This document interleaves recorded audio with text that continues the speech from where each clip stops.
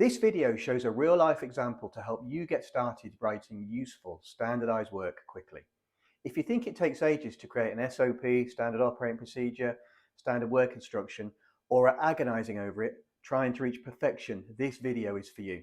And make sure you stick around to the end because I'm going to review some fascinating questions that came about from the original LinkedIn post. So here's a real-life example. One of the team leaders in an SME client let me know he was frustrated, really frustrated, with a specific 2-minute operation in his area. His people were regularly cutting the wrong angle in a metal cutting operation. Knew a little bit about standardized work and could see the benefits, but he was living a Groundhog Day of repeatedly asking his operators, please be careful, and pointing out where the risk was. Now, a little light questioning from me uncovered the fact that he thought creating a standard operating procedure, an SOP, would be painful. His exact words were, it takes ages to create standardized work. Wrong. Challenge accepted. Me and Steve, the operator, we did it together. It took 1 hour and 5 minutes, including time for me to understand the process. Steve, critically, was the expert. He was front and center. Don't let perfect be the enemy of good. And here's the SOP we created. You can see as you zoom in that it's handwritten and we've taken pictures quickly.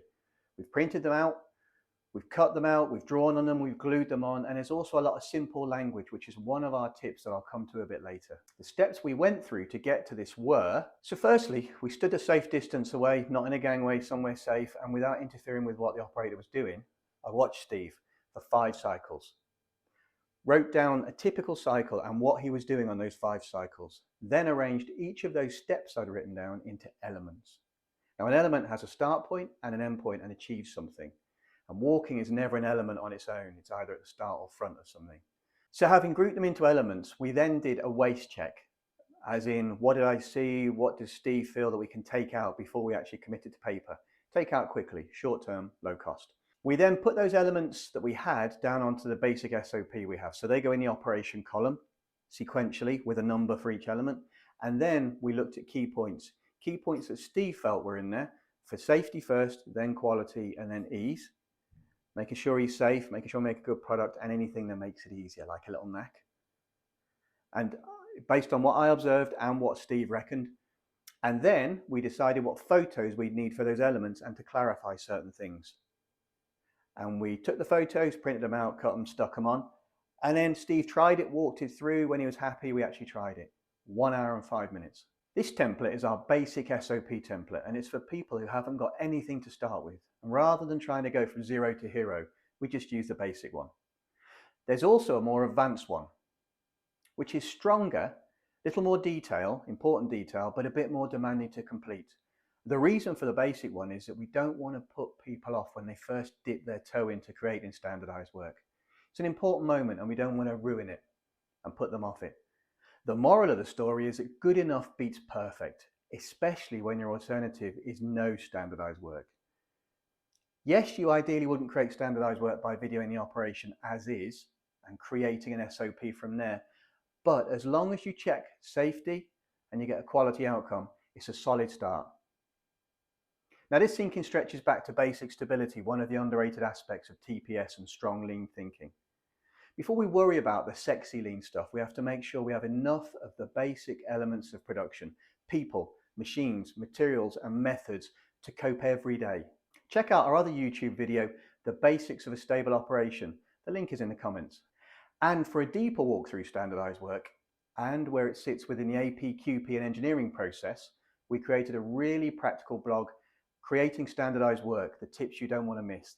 And now let's review some questions I had about creating standard operating procedures. So the first one from Dennis asks, why isn't it more precise? Why haven't you got more precision and got job instruction? Well, that's a technically correct observation, and they'll get there. They might even reach the depths of standard work in a broader business sense.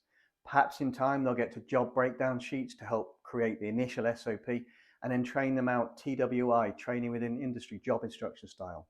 They might even end up with a standardized work combination table or a hybrid work combination table. At the moment though, it's a cap-do approach. That means we're starting from nothing and seeing what's there. 25 years tells me that zero to hero is a tough gig to mentally sustain, especially in SMEs where industrial engineers to support the shop are thin on the ground. The second question is from Alejandro asking, how do we make sure it's used? Well, the start point has to be there's a clearly expressed reason for establishing this piece of standardized work that takes away a pain. Ideally, both a business safety quality delivery cost pain and something that's hurting or annoying the people doing the work. Then it's down to engaging them in writing it and trialing, not relying solely on specialist industrial engineers or Kaizen people doing it for them. Then it's having realistic expectations that it's there, posted close to the work area, but you're not expecting them to refer to it every cycle. It's there for initial training, job instruction style, in case of uncertainty, refamiliarization if they've not worked in that cell for a while, or if a supervisor needs to do some confirmation work. It's this layered confirmation that gives the power to surface more Kaizen and find more training opportunities. There's a selling job at team leader, group leader level to be done too, helping to maintain process control and surface abnormality quicker and quicker and quicker. Next question. So Rizab is asking, is the next natural step to introduce some error proofing, some physical Poka Yoke devices? In this case, some low-cost jig and fixture style Poka Yoke is possible as a next step, but we've got to be careful of prescribing physical assurance error proofs too often. It can add complexity to the process with even more bells and whistles that can break down. If it's too complicated and there's a cost and feasibility of detection trade-off, then you've got a problem. That's why I'm a fan of something like a QA network approach, where you have physical assurance only in the right place, overlapping with the protection of human assurance of people checking that things don't flow out. So Mike and Phil both make interesting statements. Mike is talking about, well, to get full standardized work and on response and layered team leader cell leader confirmation in takes more than an hour and 5 minutes. And Phil is asking, where is the issue control on the document? Now, both of these are fair questions, and they're to do with the completeness of the system and the sheet. You've got to be careful when you're starting with SOPs and standardized work to take baby steps. You're quite right, it always takes a long time to guide companies towards the confirmation, the and-on, etc. This one is about the art of showing the possible, what you could do quickly to overcome inertia. I think it's case by case with this stuff. We wanted to whet the appetite. And in Phil's question, yes, they'll do that. And indeed, you can use the more advanced SOP that we've given you to record the issue level. We just wanted them to walk before they ran.